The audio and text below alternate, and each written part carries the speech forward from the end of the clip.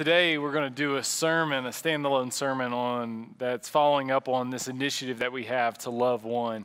And we have t-shirts that are available in the lobby, and we want to make those available to you if you haven't had a chance to get one. Those are completely free.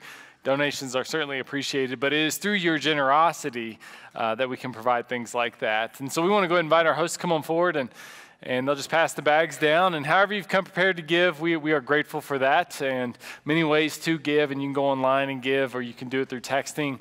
And if you haven't had a chance to follow us on Instagram or like us on Facebook, we really want to encourage you to do that, because that's just the best way to stay up on the things that are happening here at Valley View Christian Church. You are for sure going to miss out on something if you aren't following us on social media. That's just the best way, bar none, to stay on top of everything that's happening here at the church. And so, as I said, we're continuing, or we're going to continue in this initiative we started quite a while back of Love One. And specifically today, we're going to be talking about Love One with an invitation. I want to show you some pictures that I have up here, and you just tell me the first thing that, what is this company? Who is this? Chick-fil-A. What's Chick-fil-A known for? All right, this is, okay, that's too many. You're defeating the point. All right, we'll go to the next one. Okay. All right, what's this place known for? Coffee. I was thinking chicken sandwich, just FYI. That was, Steve Harvey would have not been happy with some of those answers if you've ever done Family Feud. Anyway, what's this place known for? Investments, insurance is another one. Investments is what I thought of with Vanguard. What are they known for? Automobiles. What's this place known for? Wasting time, right? Isn't that it? Isn't that it? Yeah. So, we see these logos, we know of these companies, and immediately something comes to mind. There's something that we think of. There's something that they're known for. And it's a chicken sandwich, it's an automobile, it's connecting with other people. They're known for something.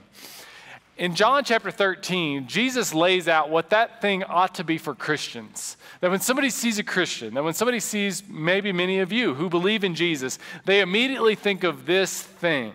That's what Jesus lays out for us in John 13. He says this there. A new command I give you, love one another as I have loved you. So you must love one another. By this, everyone will know that you are my disciples if you love one another.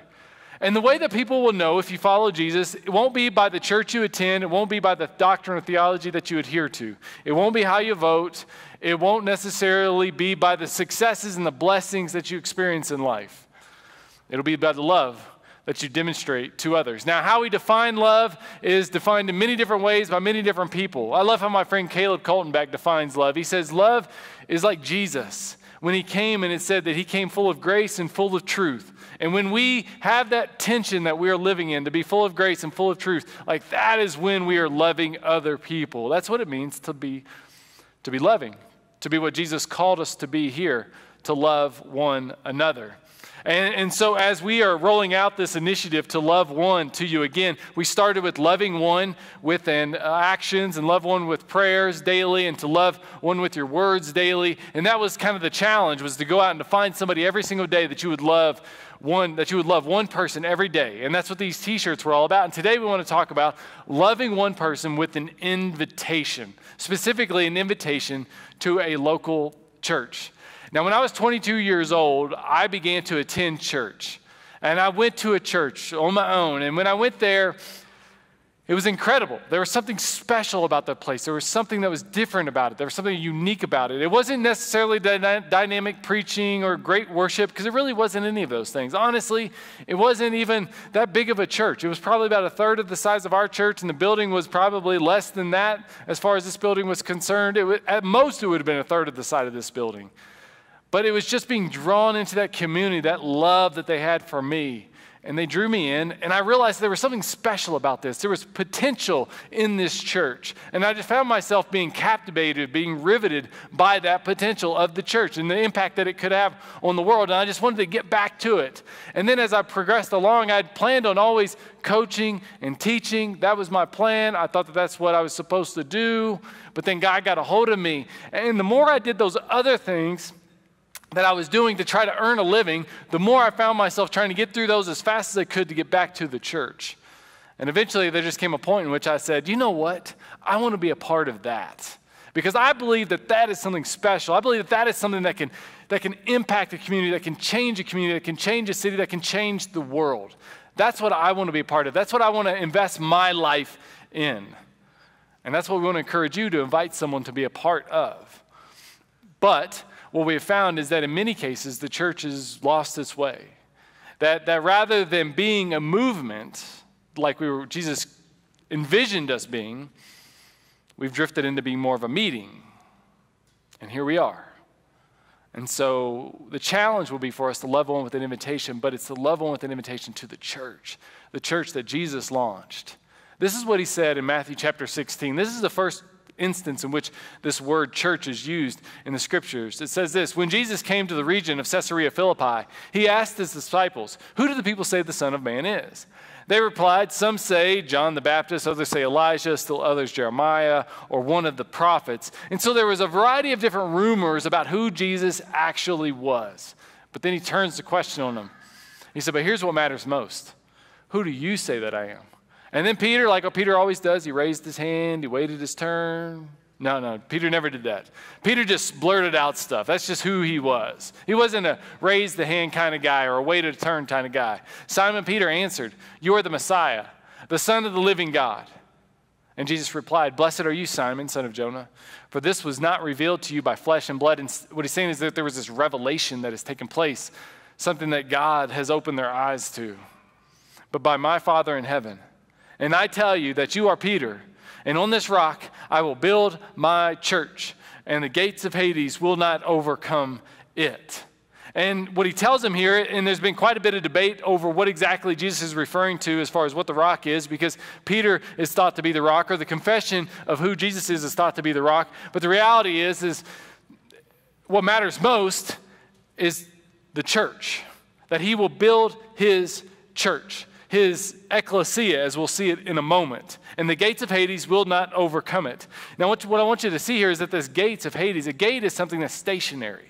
It's in place. Sure, it opens, it shuts, but it stays in place. It's meant to hold its ground, to protect.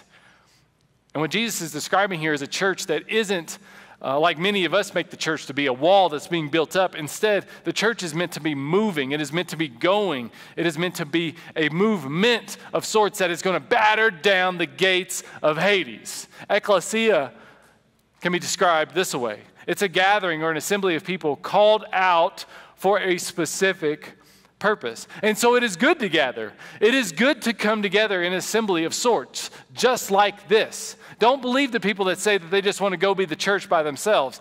That's not what Jesus envisioned. He envisioned us being together, coming together, but that this wouldn't be all that there is. That this would be the launching ground to go into the gate and to batter the gates of Hades down. This word was generally used in a military sense in this particular day. And so a command would be given, generally from the emperor or somebody of that level, down through other commanders, and the commander would rally his troops together.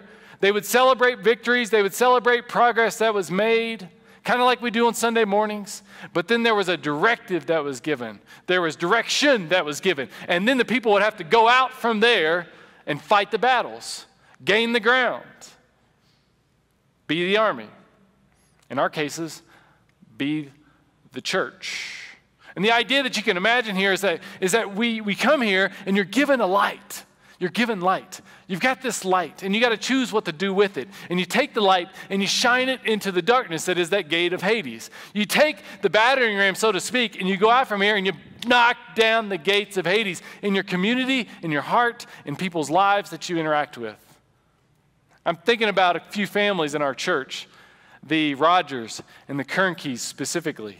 They've partnered with a ministry known as Bridge of Hope.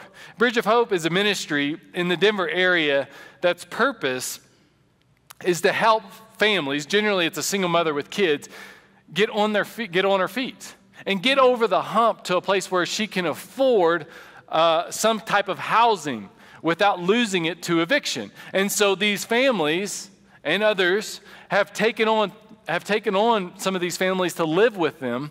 And they'll be in the home for 3 months, 6 months, 9 months, 12 months, whatever it takes to get them on their feet. And so what the Rogers have done and what the Kernkeys have done and what some others have even done is they've shined this light onto these families' lives and are helping them. Why are they doing that? Is it because they're a part of Lockheed Martin? Is it because they're a fan of the Denver Broncos? No. They're doing it because they're a Christian. And there's a lot of darkness in those families' lives. There's a lot of hopelessness in those families' lives. And they're coming to them and they're saying, hey, I can be a solution to this problem. You don't see a way out, I'm going to help you find a way out. And the reason I'm doing that is because I'm a Christian. That's what we're talking about here. When we're talking about loving one another, we're talking about being the church. We're not talking about just coming here and being a meeting. We're talking about going out and being light. Like these friends of mine, they have a house. It was a townhouse, actually. They've recently been able to move out of this townhouse. But for 3 years, they lived in a townhouse, 1,600 square feet, 3 bedrooms. They have 4 kids of their own. So you got 2 kids in each room. What do you do with that? Most people lose their minds. The rest of us try to get out of there as soon as we possibly can and get a few more 100 square feet so we can actually have some space for one another. But what do? They say, we're going to foster some kids. And for the last 3 years, they've been fostering children, which if you've never gone through that process, and I haven't actually fostered children, my wife and I, we haven't done that, but we've watched these families go through it. It's gut-wrenching. But they are doing a beautiful thing. Because they bring these kids in that have been neglected, they've been abused, they're dealing with emotional issues. Some of them even have psychological issues. They all have behavioral problems. And they bring them into their home. There's a lot of darkness there. And they're shining a light, and they're saying, that's not the way. Let me show you the way. The way, the truth, and the life, out of that direction that your parents sadly have been giving you. And hopefully, generally, the reconciliation happens and the parents are able to get the kids back and they're able to move forward from a better place. But that's what my friends are doing. It's like 3 families in our church who this month, they're going to be launching small groups. And why are they doing that? It's because they look across the room like this and they say, you know what? These people don't look like they're connected. And this isn't all that there is meant to be. If you read the book of Acts, you see they're meeting together a lot more than we often do. At best, many of you are here 2-3 times a month, and they're meeting together 2, 3, 4, 5 times a week. And these families in our church, they've caught that vision to say that the church is meant to be so much more than this, and they're saying, we're going to start a group in our home, and we want you to be a part of it. And we're going to eat together, we're going to study together, we're going to support one another. That's what I'm talking about. That's the ecclesia. And we're talking about loving one with an invitation. And so I was at a gas station a few weeks ago. And I'm in this line, and there's this guy in front, at the front of the line who's having some trouble checking out. And so I'm kind of standing there a little frustrated because I got things I want to get to, places to be, people to see, things to move on to. And this guy behind me is I turn around and I look at him and he says, hey. I was like, hi. He said, well, how you doing? I'm like, good. I'm ready to go. I wasn't interested in a conversation, but he was. And so we start talking. And he's an electrician. He's got a back problem. He's a single guy. He's telling me all of his life. And I'm thinking, oh my gosh, when is this going to end? But then I'm also thinking, Jesus always had time for interruptions. Jesus was always opportunistic. And then I began to transition and think, okay, what can I do with this, Lord? How can I love one? And so we get to the front of the line, and I'm not always good at this, and I don't always do this well. But in that instance, I feel like, like the Lord at least said, this is what you need to do. And I just said, hey, whatever he's going to get, I'll just pay for it.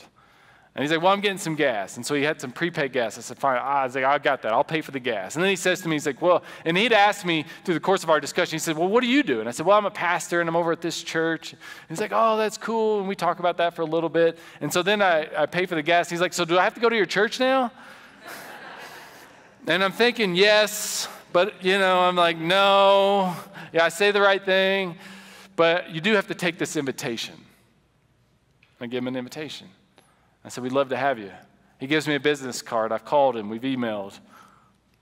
There's going to be an opportunity. Hopefully he takes us up on that invitation.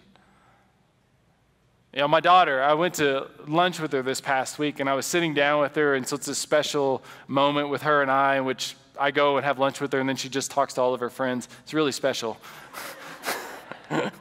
So we're sitting there, and I said, hey, do you want a snack? Can I get you a snack? And there's a rack of Cheetos over there. And so I pull out my wallet, and I'm about to give her $1. And then I've got these invite cards in my wallet, and she sees them, and she's like, and she immediately says, well, hold on. And she grabs all the invite cards. And she just starts giving them to her friends. She's like, you need to come to my church. You need to come to my church. You need to come to my church. And then she takes a few more, and she says, I'm going to go give this one to my librarian. She's nice. I want her to come to my church too. It's just innate. She doesn't care what they think about her. Like, why wouldn't you want somebody to be a part of this? Why wouldn't you? Why would I make this my church and not invite someone to be a part of it? That's what she's thinking. That's somewhere along the way we lose sight of. But that's the ecclesia. She wants people to be a part of this gathering, this community. She wants people to see the love that Jesus has displayed in your life and that you can even display in others' lives. But what happened? Why don't we do this? What happened? Well, for the first 300 years of the church was amazing. It was bombarding the gates of Hades, the gates of hell. That was the Roman Empire. And eventually the Roman Empire lost. And Constantine legalized Christianity. And with that, within 10 years, the church would stop being a movement, and it would be based on being a meeting. It would stop being a people and become more about a place, and buildings started to get built. And the buildings aren't bad. Please do not think that the building is bad. We are blessed to have a building. We are blessed to do what we get to do. But when this becomes the end-all, be-all, then we've kind of lost track of what the church was really meant to be. And so what ended up happening was, I'm not going to pronounce this right, but it's Kirche. Another way to pronounce it, at least I pronounce it, is Kirch, but this is a Germanic word. It means the house of the Lord. And that's where we get our modern day word church. When William Tyndale in the 15th century was translating the first English Bible from Greek and Latin, actually, he came across this word ecclesia. And when he was looking at the Greek word ecclesia and he's cross-referencing with the Latin, he's trying to figure out how to interpret it. He realized like this word church wasn't the right word. And so he interpreted it as congregation, a gathering, a group of people that have assembled for a unique purpose. And they're meant to go out. And so he interpreted it congregation. But then the leaders didn't like that. And the King James Version was eventually retranslated it as church, back to this Germanic word that means the house of the Lord, because they wanted you to know that this was a place that you needed to come to. And there's nothing wrong with that. It's just in the midst of all that, they've lost sight of the fact that we aren't meant to be a meeting. We're meant to be a movement. I've been having a few different conversations with different people that I have meetings with. And as I've had these conversations, I've asked, how can we have a great meeting? When have we had a bad meeting? Through the course of that, I've realized one of the things that came to my mind with a bad meeting is when you give someone a responsibility and then they leave the meeting and don't do anything with it. I don't think Satan cares if you come to church. I think he cares if you leave here, and he cares about whether or not you're going to do something with what you've heard or you aren't going to do something with what you've heard. He's fine if you come to church if that means that you're going to leave here and not do anything with what it is that God has seemingly said to you. That's when he cares. James, the half-brother of Jesus, said this. He said, faith without works is dead. He said, it's like a man or a woman who looks in a mirror, sees themselves, and then walks away and forgets. And I am fully convinced that America is full of bad meetings in which people hear a word from God, they're given a message, and they walk away and they forget what it was that's been given to them. And they don't go and be the church Instead, they settle for just doing church or coming to church. So as I was thinking about that, I was drawn to the disciple Andrew this past week. Andrew's an incredible guy in the scriptures. You don't read a lot about him, but when you do read something about him, there's one thing that's always there. He's always bringing someone to Jesus. Always bringing someone to Jesus. And as you see the different instances in which he brings someone to Jesus, it seems as though there's a different purpose that comes out of it for the person that he's bringing to Jesus. For example, the first person Andrew brings to Jesus is Peter, his brother. Andrew, Simon Peter's brother, was one of the two who heard what John had said, John the Baptist. When John the Baptist said, there's Jesus, he's the Son. There's Jesus, he is the Lamb of God, the Son of God. And who had followed Jesus. The first thing Andrew did was to find his brother Simon and tell him, we have found the Messiah, that is the Christ. And he brought him to Jesus. Jesus looked at him and said, you are Simon, son of John, but you will be called Cephas, which when translated is Peter. That you're Simon, but I'm going to make you Peter. That you've got a purpose in life, but I'm going to give you a greater purpose in life. That you have been, as he will later on in the Gospels, go to them and say, you've been fishers of fish, but I'm going to make you fishers of men. And so Andrew brings Peter to Jesus, and then Jesus gives Peter a greater purpose than what he already had. So why invite someone to be a part of this community? Why invite someone to church? Why invite someone to engage Jesus? Because Jesus can give anybody purpose.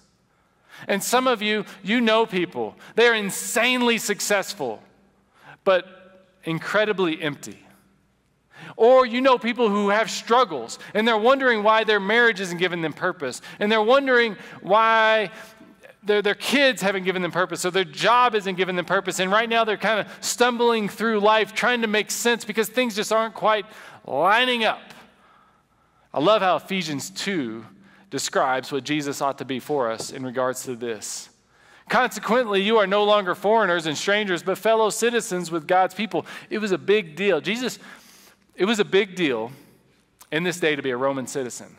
Paul plays off of that in his letters.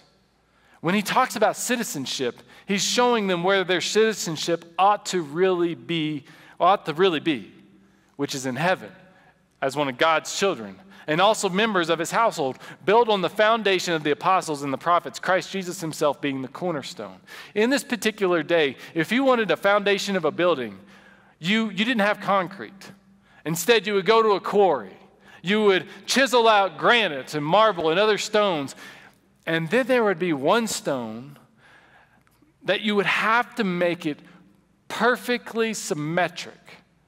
It had to be exactly aligned so that the rest of the stones would fall right in place the way that they're supposed to. Because if the cornerstone was wrong, or if the cornerstone was just a little bit off, then the rest of the stones would be a little bit off, and inevitably it would compromise the structure that was being built upon that foundation.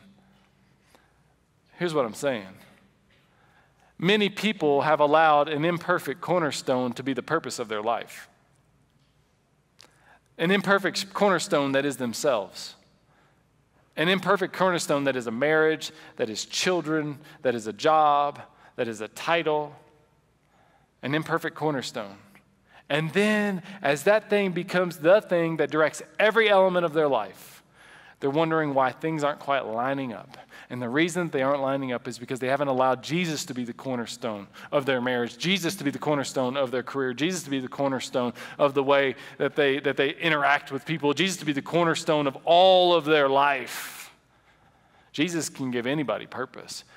And for Peter, when Peter would interact or encounter Jesus, he immediately became the cornerstone that Peter had so desperately wanted, that Andrew had so desperately wanted. The next instance in Scripture in which we see, but we need to ask this question before we get to the next instance in which there's an invite by Andrew, is who can you invite who needs purpose? And you know somebody. They're struggling, they're wondering, where's purpose in life? And again, maybe they're trying to find purpose in the wrong things.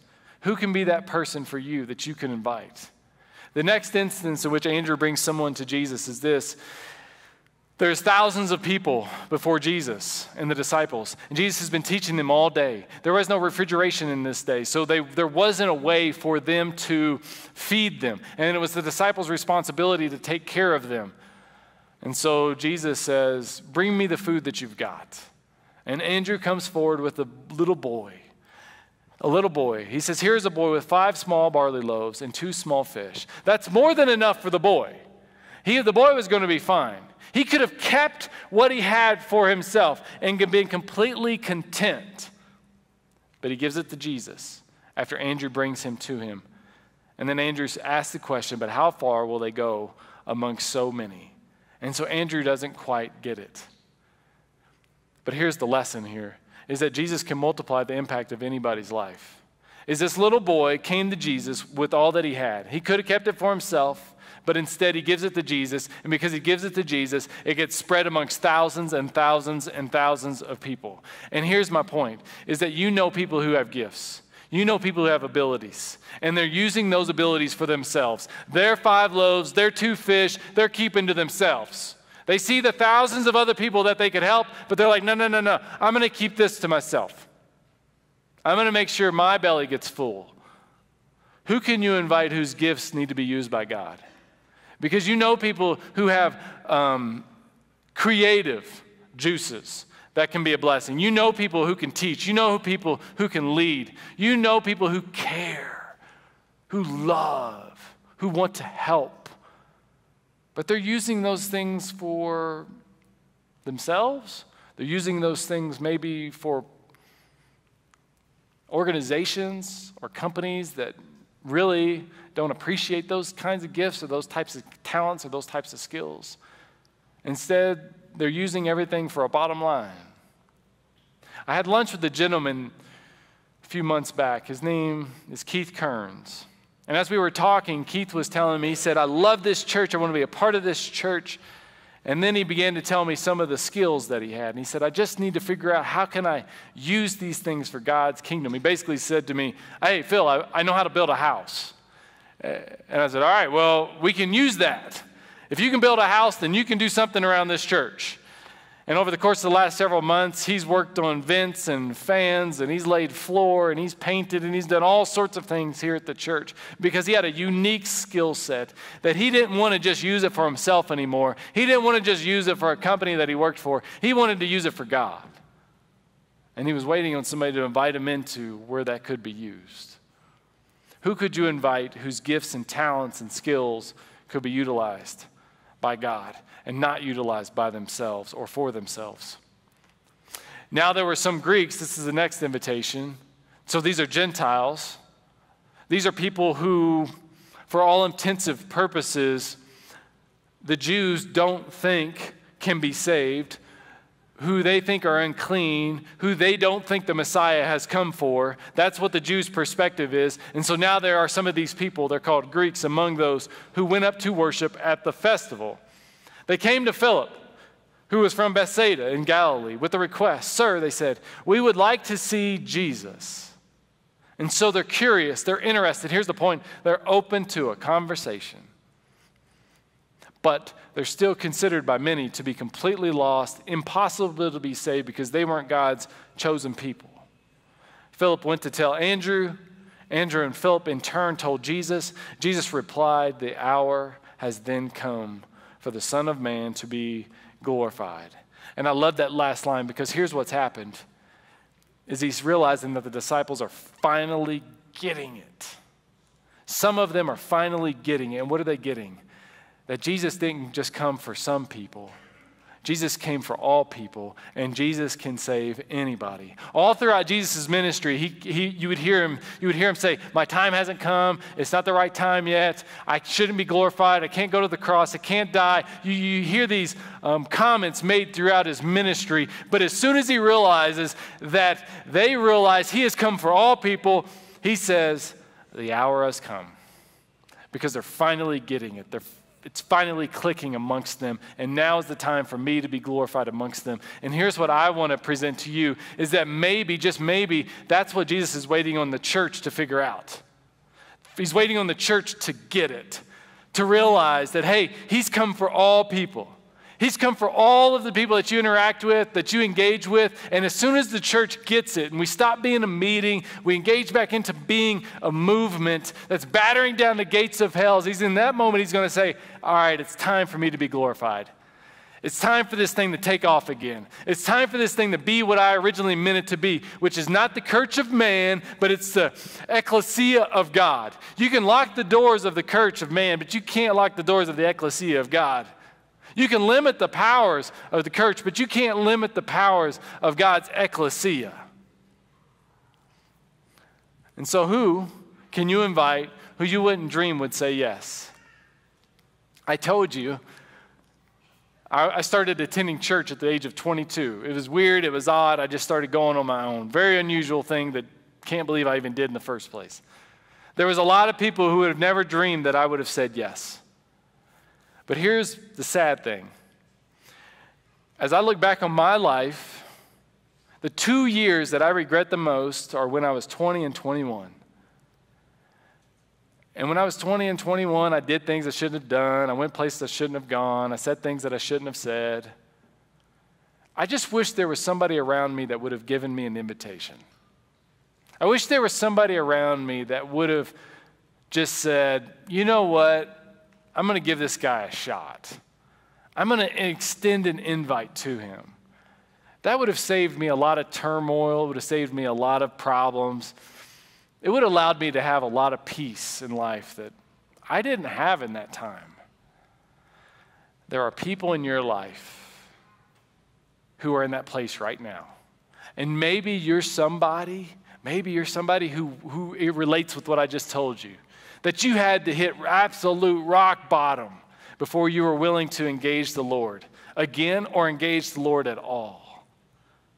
And you know what I'm talking about. And you wish that there would have been somebody back when you were 20 or 30 or 40 that would have come alongside you and said, hey, you should come to church with me. You should come and be a part of this thing. And we want to make this easy for you. And so starting next week, this is very intentional that we're doing that this week. Next week, we're starting a sermon series that's entitled, Don't Give Up. Because there's a lot of people in our lives that are thinking about giving up, and they're thinking about giving up on a variety of different things. And we want to use Hebrews 12 to inspire us. Hebrews 12 says we need to run the race with perseverance. Cast off the things that entangle. Don't get involved with the things that sin, that are sinful and that are holding us back. Instead, fix our eyes on Jesus, the author and the perfecter of our faith. Don't give up. And the topics that we're going to be talking about over these next 3 weeks are, don't give up on your marriage. Don't give up on your faith. Don't give up on yourself. There are people in your lives, and maybe you're even them, who are thinking about giving up on their marriage. And we want to help them to realize, like, you don't have to give up. And we've got an incredible message that's going to get shared with you next Sunday. But then even maybe you know people are thinking about giving up on their faith or just trying to give up on the notion that they might even believe altogether. And we're going to talk about what it means to not give up on your faith. We want to challenge people to be believers and to believe in Jesus and allow that transformation to take in their hearts. And you may even know people that think about giving up on themselves. I've talked with many Christians who have made lots of progress, but they just don't realize it. They don't feel like they're good enough. They see how far they still have to go, and we all have far to go.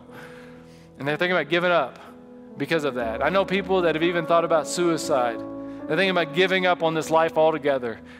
And we want to show you that that is not God's will. And you have people in your life who you can give an invitation to who would be so blessed and encouraged by one of these messages. And I bet they would be blessed and encouraged by this community that we're a part of now. In 1 Corinthians, the Apostle Paul wrote, these 3 things remain, faith, hope, and love. But the one that always will remain in the end is love. And let us be a church that goes out and loves one person every single day, and make it loving one with an invitation. Let's pray. Father, we are grateful for your Son and the love that you have displayed to us in him. Lord, help us to go forth, to be the church. Lord, help us to go forth, to not settle for being a meeting, God, to batter down the gates of hell, Father, to be the light that this world desperately needs. May we be a church, Father, that people look at us and they're saying, I'm so glad that they are part of this city. I'm so glad they're part of this community, this county. In Jesus Christ's name, amen.